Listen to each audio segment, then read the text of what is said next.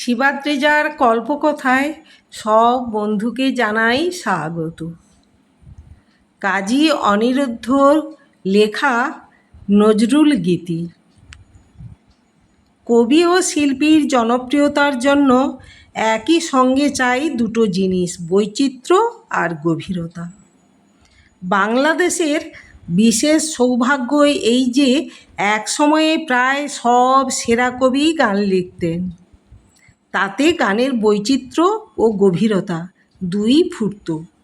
রবীন্দ্রনাথ, দ্বিজেন্দ্রলাল, অতুল প্রসাদ, রজনীকান্ত, নজরুল সকলে নিজেদের গানের বেশিরভাগ সুর নিজেরাই দিয়ে গেছেন। ফলে গানের ভাবের দিকটা যা কথা দিয়ে ফোটানো চলে তা যেমন তারা নিজেদের আইডিয়া অনুযায়ী দিয়ে গেছেন, তেমনি সেই আইডিয়ার সুরগত প্রকাশের দিকটাকেও নিজেরাই পূর্ণ করে রেখেছেন।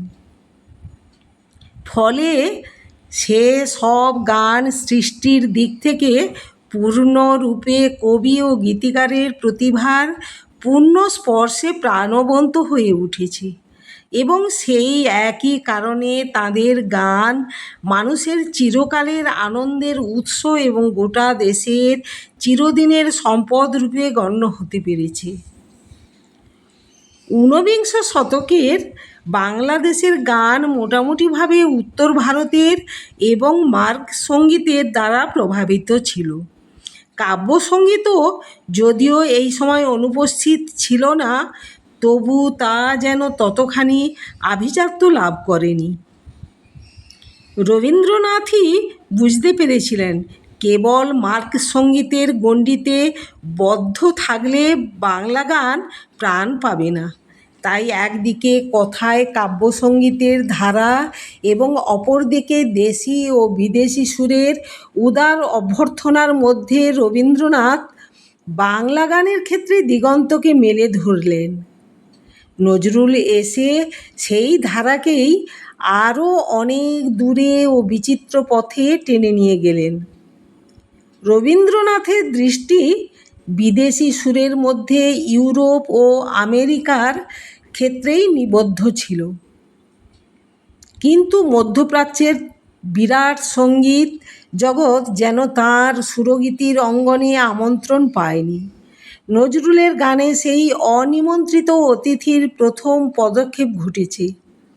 বাংলা সাহিত্যে নজরুল এলেন বিদ্রোহীর বেশ ধরে, কিন্তু বাংলা গানের ক্ষেত্রে তিনি যেন মধ্যপ্রাচ্যের সুরা ও সাকি।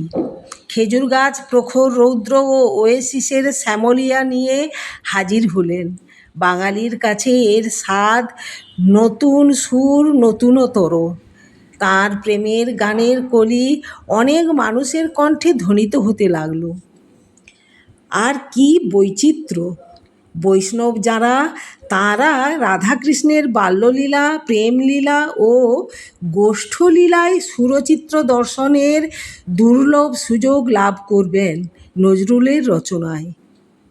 শাক্ত যিনি, তিনি শ্যামাপায়ের পায়ের তলায় নিজের মনটিকে একটি রাঙাজবা করে ধরে দিতে পারেন নজরুলের শ্যামাসঙ্গীতের খেয়ায় ভেসে। মুসলমান যিনি, তিনি ঈদ মুবারকের বাকচাঁদ প্রথম দেখার আনন্দে আত্মহারা ভাষা খুঁজে পাবেন এই নজরুল গীতির ভাণ্ডার থেকেই। প্রেমিক যিনি, তিনি প্রেমের বিভিন্ন স্তরের সুখের ও শোকের সাড়া পাবেন নজরুলের গানে। তার হাসির গানের সংখ্যাও কম নয়। তার দেশাত্মবোধক গান সারা বাংলা তথা ভারতের নিপীড়িত জনগণের অন্তর্মথিত বাণী। বিদেশি সুরে লেখা গানের পরিমাণ নজরুলের বিরাট গীতিভাণ্ডারের তুলনায় খুব বেশি নয় বটে, কিন্তু নজরুলকে জানতে গেলে এর মূল্য আছে। কয়েকটি গানের নাম করছি। দূর দীপবাসিনী চিনি তোমারে চিনি, হে আমারই বাংলাদেশ, রুমঝুম ঝুমঝুম খেজুর পাতায় নূপুর বাজায় কে যায়, শুকনো পাতার নূপুর পায়ে, মোমের পুতুল মমির দেশের মেয়ে প্রভৃতি দুঃখের বিষয় নজরুলের এই সব সুরে রচিত গানগুলির ঠিক বৈশিষ্ট্য বজায় রেখে খুব বেশি প্রচলিত করবার চেষ্টা এখনও হচ্ছে না।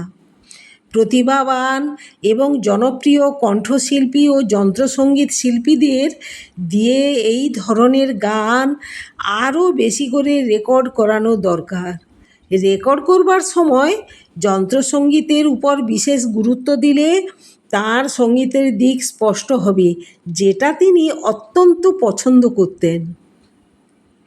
ঝুমুর ও ভাটিয়ালি গানের সুরে, পদাবলী ও শ্যামা সঙ্গীতের সুরে কিংবা খাঁটি বাংলা সঙ্গীতের অনুসরণে নজরুল যেসব গান লিখেছেন তাতে নতুনত্ব যতখানি, তার চেয়ে মধ্যপ্রাচ্যের সুরে রচিত গানগুলিতে নতুনত্ব অনেক বেশি।